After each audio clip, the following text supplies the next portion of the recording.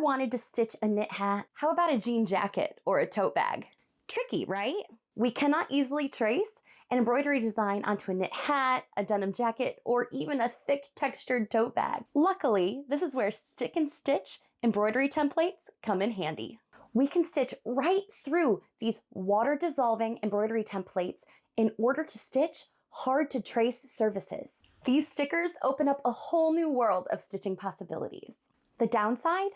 These stick and stitch embroidery stickers don't usually come with instructions or the typical charts and diagrams that you would see with traditional embroidery designs. So how do we know what to stitch? In this class, I'll guide you through key factors that will help you navigate freeform stitching projects. Hi, I'm Lauren Weber, fiber artist and designer. I've been a quilter for over 25 years. I have been featured in Art Quilting Studio magazine, and I've had quilts accepted into national shows. Part of my style of art quilting is adding in those delicate details, and embroidery is one of my go-to ways to add character to my projects. Stick and stitch embroidery is a great way to dip your toes into the world of do-it-yourself embroidery.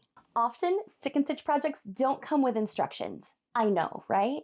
But this allows us to get creative and to decide how we want to stitch our projects. We get to choose which colors we want to use in our projects, which stitches we're going to utilize, and we can explore different stitching styles to create a fiber illustration that's all our own.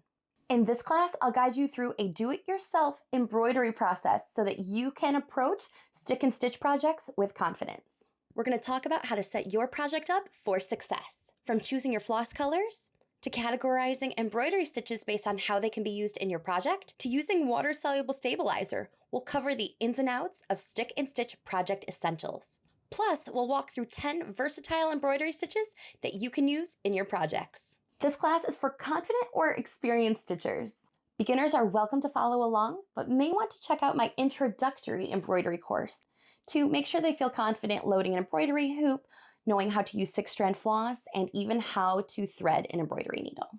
Without a doubt, stick and stitch embroidery can be a great resource to add to your creative toolbox. By the end of this class, you'll not only have the confidence to navigate stitching without instructions, but you'll also have a resource for stitching hard to trace surfaces. So if you're ready to expand your embroidery knowledge, join me now and let's get stitching.